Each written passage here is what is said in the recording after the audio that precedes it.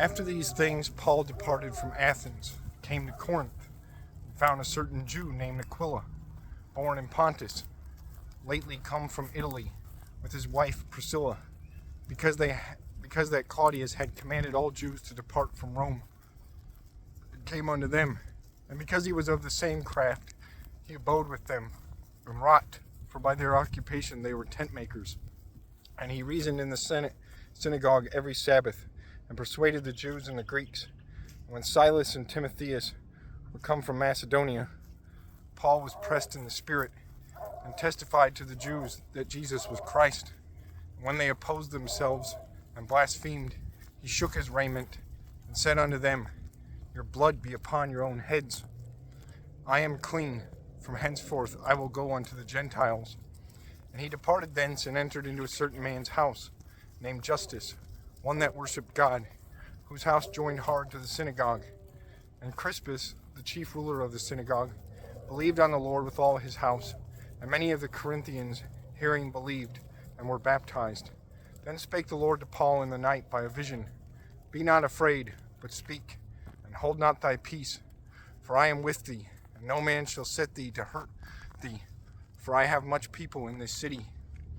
And he continued there 1 year and 6 months, teaching the word of God among them. And when Gallio was the deputy of Achaia, the Jews made insurrection with one accord against Paul, and brought him to the judgment seat, saying, This fellow persuadeth men to worship God contrary to the law. And when Paul was now about to open his mouth, Gallio said unto the Jews, If it were a matter of wrong or wicked lewdness, O ye Jews, reason would that I should bear with you.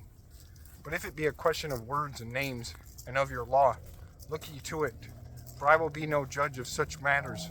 And he drave them from the judgment seat. Then all the Greeks took Sosthenes, the chief ruler of the synagogue, and beat him before the judgment seat. And Gallio cared for none of these things. And Paul, after this, tarried there yet a good while, and then took his leave of the brethren, and sailed thence into Syria, and with him Priscilla and Aquila, having shorn his head in Centuria, for he had a vow. And he came to Ephesus, and left them there. But he himself entered into the synagogue, and reasoned with the Jews. When they desired him to tarry longer time with them, he consented not, but bade them farewell, saying, I must by all means keep this feast that cometh in Jerusalem, but I will return again unto you, if God will. And he sailed from Ephesus. And when he had landed at Caesarea, and gone up, and saluted the church, he went down to Antioch.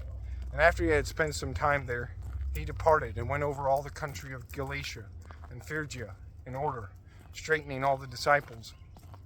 And a certain Jew named Apollos, born at Alexandria, an eloquent man, and mighty in the Scriptures, came to Ephesus. This man was instructed in the way of the Lord, and being fervent in the Spirit, he spake and taught diligently the things of the Lord, knowing only the baptism of John. And he began to speak boldly in the synagogue, whom when Aquila and Priscilla had heard, they took him unto them, and expounded him unto the way of God more perfectly. And when he was disposed to pass into Achaia, the brethren wrote, exhorting the disciples to receive him, who, when he was come, helped them much which had believed through grace. For he mightily convinced the Jews, and that publicly, shewing by the Scriptures that Jesus was Christ.